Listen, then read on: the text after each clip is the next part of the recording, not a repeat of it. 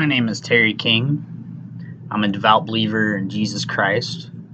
My goal is to put the sword through the dragon's head. Hello everybody, all glory to God. So it wasn't too long ago, about 2 years ago, that three of my sons, my dad and I, traveled across the country, had quite an adventure. We took a plane, flew over several states out west. We ended up renting a car. We did quite a bit of traveling around several states in the area, different tourist attractions, and really just had a blast. I mean, it was a great time. It was a really great opportunity for my sons and my dad and I to all bond and really get to know each other. The trip wasn't just a spur of the moment trip. I mean, the trip was completely covered in prayer several months before we went. I'd asked the Lord to be our watchman. I'd asked the Lord, obviously, to be our shepherd. That's what we want. He's not being intrusive if he's asked. He was definitely welcome on this trip. I prayed about it myself pretty extensively several months before we even went. My sons and I all prayed together, my dad, and we did it as well, like in the car, like while we're driving around. I mean, the Lord definitely was not an outsider, and that's my point. But I'm not doing this.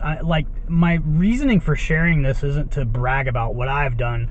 I really wanted to brag about the Lord, and many instances where he was obviously there, but there was one in particular instance at the airport that he wanted me to share with you all today. When we got to the airport, we were there in plenty of time.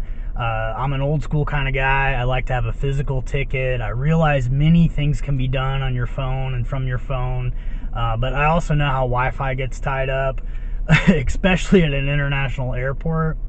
Well, I had a physical ticket, and I can't remember. I think it was one of my other sons had their physical ticket, and I'm like, fantastic. And the other two, my dad and one of the other twins, they essentially said, the other two, my dad and one of the twins, they said, oh, they're fine, they can use their phone, no problem. And I said, are you sure you're gonna be able to use the phone? Yeah, absolutely. They were positive they could use their phone, And well, we were there in plenty of time, so I wasn't too concerned about it.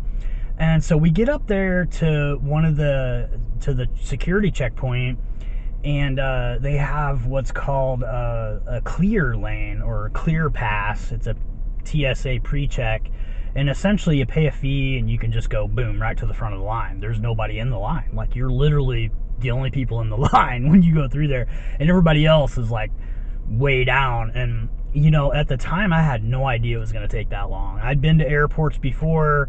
I'm no slouch. I've done quite a bit of traveling, but this was definitely a whole nother animal.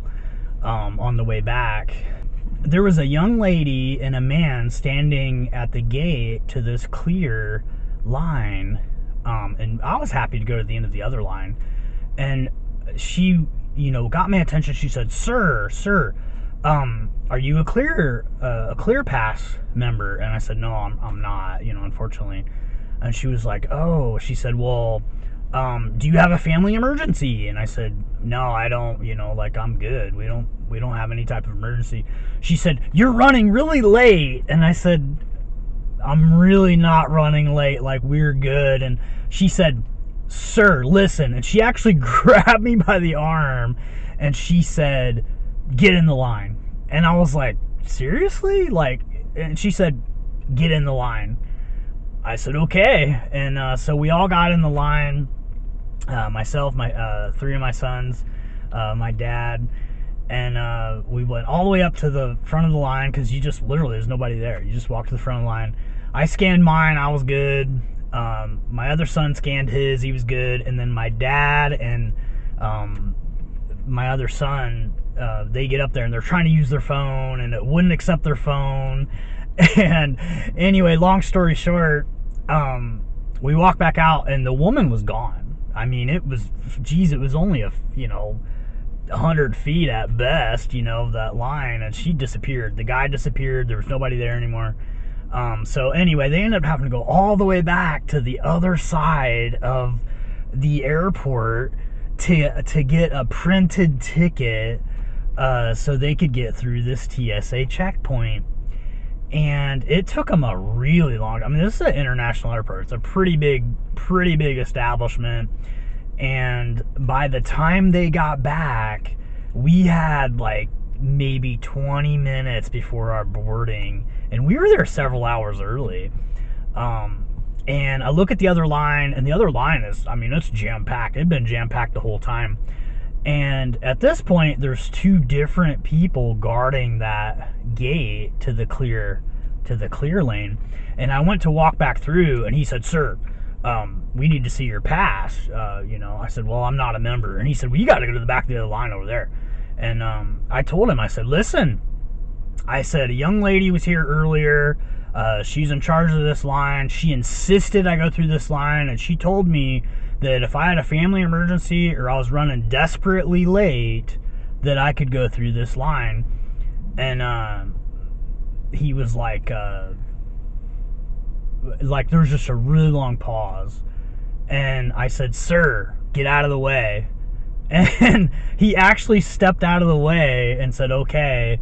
And then my family and I walked right up to the front of the line again, and we all scanned our tickets and got in. And we ended up getting to the airport gate, the actual gate. That was just a checkpoint.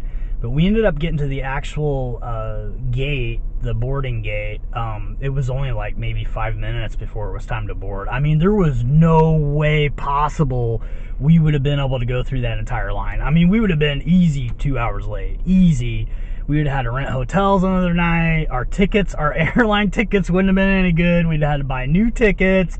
And the next available flights back to where we came from weren't even available for like a whole nother week. So I don't know if we'd had to get a charter or what, but anyway, none of that stuff even matters, because the living God was our watchman. He appointed someone for such a time as that to look out for us and literally take me by the arm and basically pull me into that line where I needed to be. And so that is my prayer for all of you, that you will stay in prayer, that you'll abide in the shadow of the Almighty, that you'll find refuge under His pinions, that you'll dwell in Him, that you'll live and breathe and move in Him in Jesus' name, that you'll recognize when the Lord is appointing people to literally take hold of you and pull you into His will.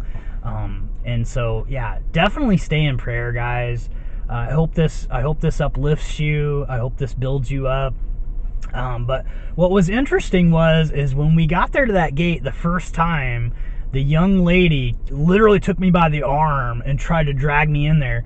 Well, then her associate, the man, was standing there after I had agreed to go in the line, and I don't remember his name, but we'll just say it was Matt. But she said Matt, because he was still standing in front of it, and she's trying to drag me into it. And he said Matt, and there was a pause. There was the weird pause, like he didn't register, like he wasn't even in that reality or something. It was really weird. And she said Matt. She said it twice, and he finally came to and registered on her. And he was like, "What?" And she said, "You're in this gentleman's way." And he finally looked at me and he was like, "Oh," and he just kind of sidestepped. And so then when we came back, the correlation is that there was two more people there, and I said, "Sir, get out of my way." The second time that we went through the line, once we got the tickets printed, I said, "Sir, get out of my way." And there was a long pause, and it was kind of like he wasn't in the reality or something. It was really big correlation. I'm telling you, big correlation. And he finally dialed in on me, and I said, "Sir, you're in my way," a second time. And he stepped out of the way. "Oh, okay," So anyway, grace and peace to you guys.